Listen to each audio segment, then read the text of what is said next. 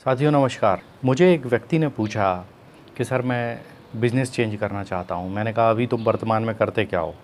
बोले सर मैं होटल का बिज़नेस करता हूँ और इस समय पैंडेमिक की स्थिति में होटल का बिज़नेस बिल्कुल नहीं चल रहा है और मैं बहुत परेशान हूँ। लोग मेरे पास आते ही नहीं हैं। रेस्टोरेंट पूरी तरह से बंद था और अभी भी खुलने के बाद भी कोई उम्मीद नहीं है क्योंकि लोगों में कोरोना का डर है, तो शायद ही लोग आएँ मेरे होटल पे। तो मैं चाहता हूँ बिज़नेस चेंज करना। मैंने कहा क्या बिज़नेस करना चाहते हो? बोले सर मैं कपड़ों का बिज़नेस करना चाहता हूँ। उतने में एक कपड़े का व्यापारी मेरे पास आया और वो भी बैठ गया।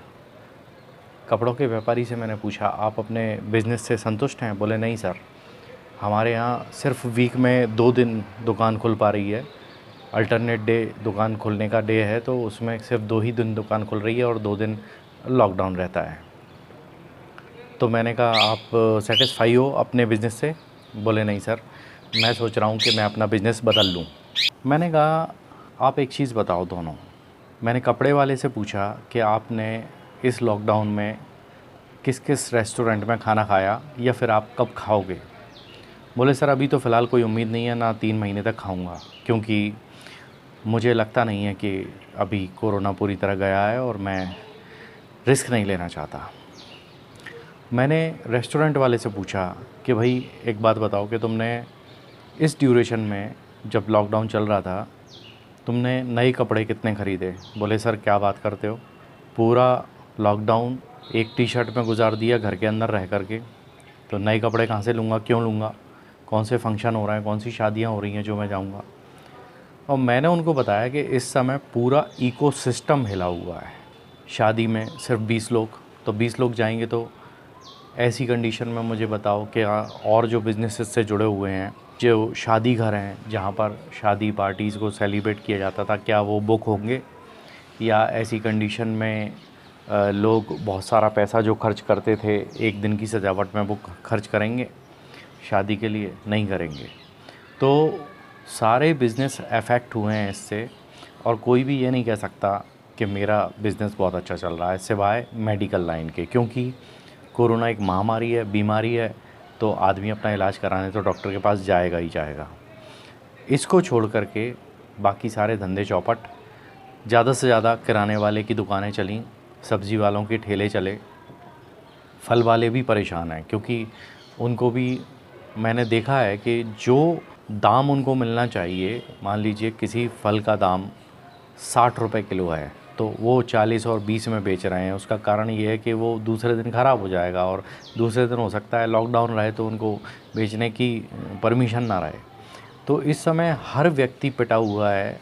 ऐसे में जब मुझसे लोग सवाल करते हैं कि साहब वकालत तो बिल्कुल ही बेकार चीज़ है, तो मैं उनसे कहता हूं कि आप वकालत को छोड़कर चले जाएं, क्योंकि वकालत में आने के लिए आपको किसी ने भी इनवाइट नहीं किया था। आप स्वेच्छा से आए थे और आप स्वेच्छा से चले जाइए, जिससे कि क्वालिटी फुल एडवोकेसी हो सके।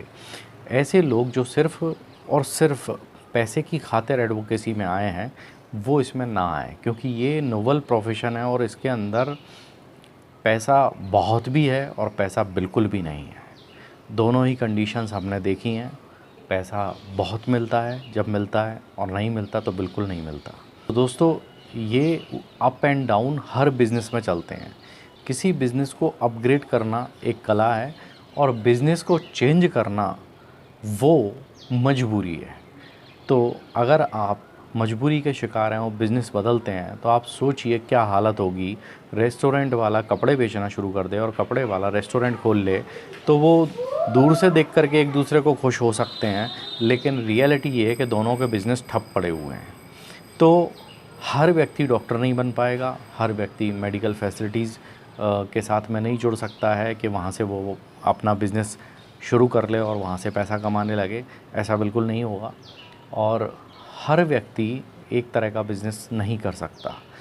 अलग अलग बिज़नेस हैं, अलग अलग रास्ते हैं, अलग अलग चीज़ें हैं। इसलिए कभी भी ये मत सोचो कि वकालत में हम आकर फंस गए हैं। आप फंसे नहीं हैं, एक बुरा वक्त है। आप देखिए बहुत से लोगों की स्थिति ये है कि उनकी पूंजी लगी हुई है, स्टॉक भरा हुआ है, लेकिन उसको बेचने की परमिशन नहीं है। ऐसी कंडीशन में आपने तो कोई स्टॉक नहीं भरा ना अपने घर में, आपने कोई माल ख़रीदने के लिए पैसा इन्वेस्ट नहीं किया है। ये बौद्धिक संपदा है आपकी, आपका दिमाग है जिसको आप बेचते हैं। अपने दिमाग को लगा करके आप पैसा कमाते हैं। ऐसी कंडीशन में आपका कुछ सड़ नहीं रहा, ख़राब नहीं हो रहा। आप जिस दिन भी मौका मिलेगा आप पैसा कमाएंगे। लेकिन उस आदमी का क्या जिसके पास एक स्टॉक भरा हुआ है और उस स्टॉक को वो क्लियर नहीं कर पा रहा है, तो या तो वो बहुत पुराना स्टॉक हो जाएगा, अगर ख़राब होने वाला माल है तो सड़ जाएगा। ऐसी कंडीशन में उसका नुकसान होना लाजमी है, लेकिन आपका कोई नुकसान नहीं हो रहा है ऐसा।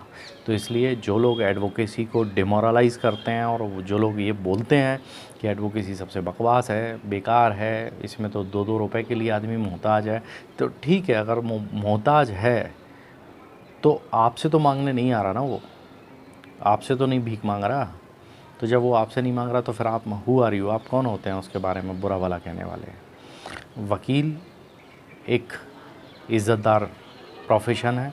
वकालत में व्यक्ति बहुत कुछ सीखता है, बहुत कुछ समाज को देता है, समाज को सिखाता है।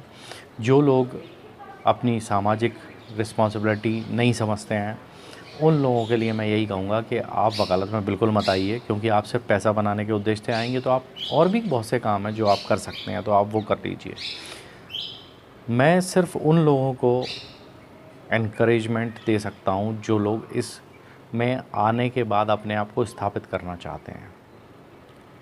उनको मैं बिल्कुल भी बढ़ावा नहीं दूंगा जो लोग इस प्रोफेशन में होते हुए इसकी बुराई करते हैं।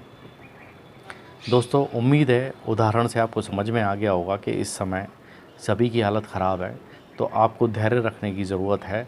अब धीरे धीरे कोर्ट अनलॉक होता जाएगा, क्रिमिनल, सिविल, कंज्यूमर कोर्ट्स सभी के काम धीरे धीरे शुरू हो रहे हैं, अनलॉक हो रहे हैं। इसमें ऐसा नहीं होगा कि इस तरफ की बाईं तरफ की दुकान पहले खुलेगी और दाईं तरफ की दूसरे दिन खुलेगी, ऐसा नहीं किया जाएगा, क्योंकि अनलॉक में ये नहीं किया जाएगा कि सिविल का वकील ही आएगा या क्रिमिनल का ही आएगा, सारे वकीलों को एक साथ भेजा जाएगा। बस आप अपनी सावधानी रखिए और कोशिश कीजिए कि आप इस महामारी से बचकर रहें। पब्लिक कांटेक्ट ज़रूर रहता है, तो थोड़ा सा डिस्टेंस के साथ बात करें, मास्क लगाएं और अपने हाथों को सैनिटाइज़ करते रहें प्रॉपर। यह सारी सावधानियां आपको रखनी है और इस सावधानी के साथ में आपको काम करना है। काम करने का मौका मिलेगा और बहुत जल्द हालात भी ठीक होंगे। तो ये सब चीज़ें आप मत सोचिए, बुरा मत सोचो, अच्छा सोचो, पॉजिटिव सोचो।